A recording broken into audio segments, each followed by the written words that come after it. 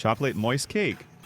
Para sa mga naghahanap ng masarap na chocolate moist cake recipe at sa kawali lang lutuin, ito subukan mo.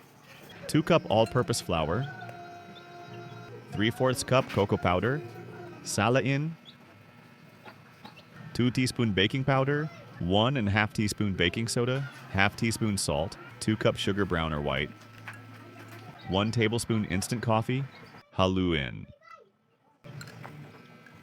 2 egg medium size, 1.5 cup evaporated milk, 1 tablespoon vinegar, half cup cooking oil.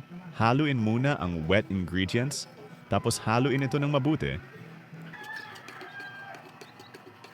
Pahiran ng butter ang pan at maglagay ng parchment paper. 9x2 size pan itong gamit ko. Cooling rack. Painitin ang wok sa medium-low heat hanggang 3 minutes. Lutuin sa medium-low heat hanggang 50 to 55 minutes.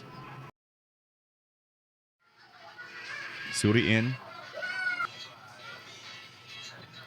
Set aside. 1/3 cup sugar.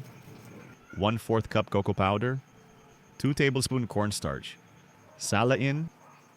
Haluin. 1 cup evaporated milk. 1 egg yolk.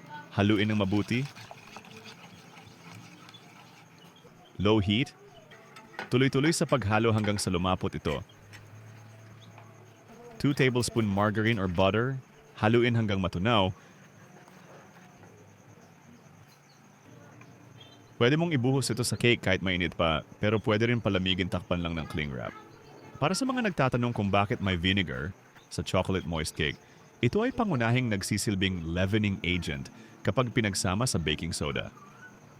Sa kanilang reaksyon, nabubuo ang carbon dioxide na siyang lumilikha ng magaan at fluffy na texture ng cake. Bilang isang acid, tinutulungan din ng vinegar na gawing mas tender ang crumb sa pamamagitan ng pagpapahina ng gluten strands. Kaya mas nagiging malambot ang cake. Bukod pa rito, binabalanse nito ang tamis at pinapalabas ang mas rich na lasa ng chocolate nang hindi nagiiwan ng asem kapag tama ang sukat na ginamit.